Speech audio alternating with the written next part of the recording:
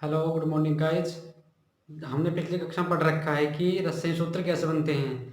हमें पढ़ना है कक्षा 10 की केमिस्ट्री का चैप्टर पहला, जिसका नाम है रासायनिक अभिक्रिया एवं समीकरण। जिसका पहला टॉपिक है आपका रासायनिक अभिक्रिया। लेकिन इसको समझने से पहले कि डेफिनेशन होती क्या है, ये कैसे होता है, इसको समझने से पहले हमें समझना होगा भौतिक परिवर्तन व रासायनिक परिवर्तन। आपने कक्षा 8 में कक्षा 9 पढ़ रखा होगा कि किसे कहते हैं, लेकिन हमें यहाँ समझना है, बस लिखना कुछ नहीं है। पहला हमें होता है अवस्था, जो होता है हमारा भौतिक परिवर्तन। इसमें होती मुख्य 3 अवस्थाएं, ठोस, द्रव और गैस। ये पता होगा आपको, रंग और गंध। लेकिन हमें ये देखना है कि इसमें चेंज कैसे होता है। जैसे हमने एग्जाम्पल लेते हैं बर्फ का। बर्फ, अगर बर्फ को हम पिघलाएं तो उससे क्या बनेगा, पानी। ओके। अगर हम पानी को और ज़्यादा गर्म करें, जैसे हमने पहले बर्फ गर्म करा तो उसके क्या बना है, पानी। अगर पानी को गर्म करें फिर क्या बनेगा हमारा, भाप। जिसकी क्या अवस्थाएं चेंज हुई। बर्फ क्या है हमारा, ठोस। क्या है, ठोस। पानी क्या होगा हमारा, द्रव। और भाप कैसी हमारी, गैस। लेकिन अगर हम इधर से भी देखें उल्टी साइड से, तो पहले हमारा भाप है, भाप को हम ठंडा करेंगे क्या बनेगा, पानी। पानी को और ठंडा करेंगे तो बनेगा हमारा बर्फ। तो गैस हमारा ठोस, द्रव, गैस। लेकिन भौतिक परिवर्तन की क्या इसमें क्या होता है, हमें हमने क्या देखा है इसमें कि हमारा बर्फ, बर्फ से पानी, पानी से भाप। ऐसी तरह इधर से देखेंगे तो क्या बना, भाप से पानी, पानी से और बर्फ। यानी इसका मतलब क्या हुआ, इसमें कोई भी नया पदार्थ नहीं बनता। इसकी मेन बात क्या है, कोई भी नया पदार्थ नहीं बनता। ठीक है। अगला है हमारा रासायनिक परिवर्तन। जैसे यदि हम जलाते हैं कोयले को तो उससे क्या निकलता है हमारा, कार्बन प्लस O2 यानी कि ऑक्सीजन। इससे हमारा क्या बनेगा, CO2। अब देखो यहाँ पर क्या है हमारा, यहाँ पर है हमारा कार्बन का एक अणु है, और यहाँ पर क्या है, ऑक्सीजन। इन दोनों के मिलने से हमारा क्या बनना है, CO2 यानी कार्बन डाइऑक्साइड। यानी इधर तो हमारे यहाँ पर कार्बन था और ऑक्सीजन, लेकिन यहाँ क्या बनना है हमारा नया पदार्थ। इसे बोलते हैं रासायनिक अभिक्रिया। रासायनिक अभिक्रिया में इसमें अंतर कितना है कि भौतिक परिवर्तन में जो होता है, भौतिक परिवर्तन में सिर्फ कोई भी नया पदार्थ नहीं बन सकता, लेकिन रासायनिक परिवर्तन जो होता है इसके द्वारा हमारा नया पदार्थ या नए पदार्थ का निर्माण होता है, निर्माण होता है। जैसे हम देखते हैं नया एग्जाम्पल से, जैसे हम लेते हैं हाइड्रोजन, हाइड्रोजन प्लस ऑक्सीजन। हमें पता है कि हाइड्रोजन और ऑक्सीजन से मिलने से क्या बनता है हमारा, जल। ठीक। लेकिन हमारा हाइड्रोजन एक ऐसा तत्व है जिसके द्वारा जो हमारी घरों में यूज होती है गैस होती है एलपीजी, एलपीजी से भी यानी कि एलपीजी से भी 3 गुना ज्वलनशील होता है। जो हमारी गैस होती है एलपीजी, उस घरों यूज करते हैं उसका भी 3 गुना अधिक ये होता है ज्वलनशील। तो ये कैसा हमारा, ज्वलनशील यानी जलने वाला। उसकी सहायता कौन करता है हमारा, ऑक्सीजन। लेकिन इन दोनों के मिलने से, ऑक्सीजन और हाइड्रोजन के मिलने से हमारा क्या बनता है, जल। जबकि जल ना ही तो हमारा ज्वलनशील है और ना ही हमारा कोई ऐसा पदार्थ है, जबकि ये और आग को बुझाने में सहायता करता है। अब देखना है हमें रासायनिक अभिक्रिया की परिभाषा।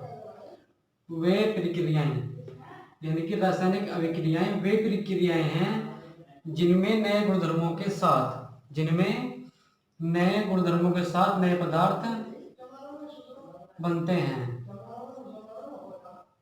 नंबर 1 क्या, इसका एग्जाम्पल देखते हैं हम। दूध से दही का बनना। पहले क्या है हमारा, पहले हमारा दूध, उससे क्या बननी है हमारी दही।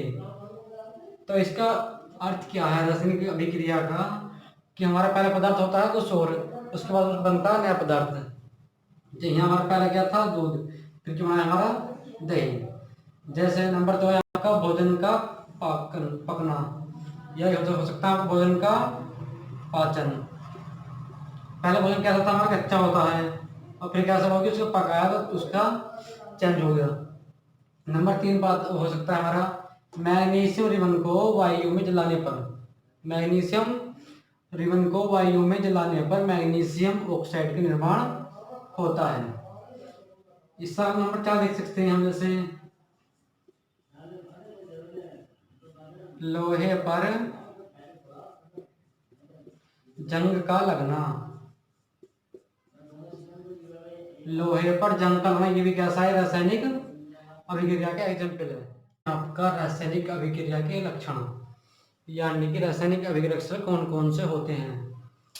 तो पहला है आपका तापमान में परिवर्तन। इसका अर्थ क्या हुआ कि आपका तापमान परिवर्तन का अर्थ हुआ कि आपका तापमान कभी अधिक तो कभी कम हो सकता है, ठीक है। नंबर 2 रंग में परिवर्तन, यानी कि आपका रंग भी चेंज हो सकता है। जैसे शुरू में आपका होगा नीला, जब रासायनिक अभिक्रिया होगी आपकी उसमें रंग होगा नीला, लेकिन उसके बाद हो सकता है कि लाल हो जाए या काला हो सकता है, ठीक है। फिर नंबर 3 है आपका अवस्था में परिवर्तन, यानी कि इसकी अवस्था जिसे हम बोलते हैं स्टेट, वो भी चेंज हो सकती है। जैसे पहले आपका ठोस, उसके बाद आपका बन सकता है द्रव, उसके बाद गैस, ठीक है। फिर नंबर 4 है आपका गैस का निकलना, यानी कि अभिक्रिया में गैस भी निकल सकती है, ये भी आपका कैसा है, रासायनिक अभिक्रिया का एक लक्षण है। अब पढ़ना है आगे रासायनिक समीकरण क्या होती है और इसमें प्रोडक्ट यानी कि अभिकारक क्या होते हैं और उत्पाद क्या होते हैं, ये समझना है। पहला है आपका रासायनिक समीकरण। पहला हम देखते हैं रासायनिक समीकरण किसे कहते हैं, बनती कैसे है। तो इसकी डेफिनेशन सिंपल है बहुत। क्या लिखा हुआ, किसी रासायनिक अभिक्रिया को, किसी रासायनिक अभिक्रिया, मान लो कोई रासायनिक अभिक्रिया हो सकती है आपकी, किसी रासायनिक अभिक्रिया को प्रतीकों और सूत्रों द्वारा, यानी कि सिंबल जो होते हैं आपके इस तरीके से प्लस माइनस वगैरह, प्रतीकों और सूत्रों द्वारा निरूपण करना रासायनिक समीकरण कहलाता है। जैसे हम देखते हैं पहले एग्जाम्पल के अनुसार, मैग्नीशियम आपका यहाँ पर क्या ऑक्सीजन, लेकिन हमें दे रखा है रासायनिक समीकरण कब बनेगी, जब हम प्रतीक होगा यानी सिंबल जो होते हैं आपके, इंग्लिश में बोलते हैं सिंबल, सिंबल का यूज करेंगे। तो ये क्या लगना है हमारा प्लस, प्लस लगाया मैग्नीशियम, प्लस लगाया ऑक्सीजन, और इसे निरूपण यानी कि इसे यहाँ लगाते हैं एरो का निशान। तो हमारा क्या हो जाएगा, मैग्नीशियम प्लस ऑक्सीजन हो जाएगा हमारा मैग्नीशियम ऑक्साइड। अब हमें पता है कि सूत्र क्या होता है मैग्नीशियम का, हमें पता है कि किसका यूज हो रहा है रासायनिक समीकरण बनाने के लिए, पृथ्वी को जो लगा दिए वाले, और सूत्रों का। सूत्र देखने में कैसे बनते हैं, हमें पता है जो होता है मैग्नीशियम, इसका सूत्र क्या होता है Mg, ये लगा सिंबल प्लस, ऑक्सीजन का होता है क्या O2, ये लगाएंगे हम एरो, तो हमारा क्या बन जाएगा MgO2, ये मैग्नीशियम ऑक्साइड, ठीक है। अब इसके आगे बात आती है हमारे अभिकारक उत्पाद की, वो क्या होता है। तो इधर वाले जो होते हैं हमारे, ये होते हैं हमारे अभिकारक, क्या होते हैं अभिकारक, और जो होते हैं हमारे इधर, इस जो हमारा नया पदार्थ बनता है हम बोलते हैं उत्पाद, यानी कि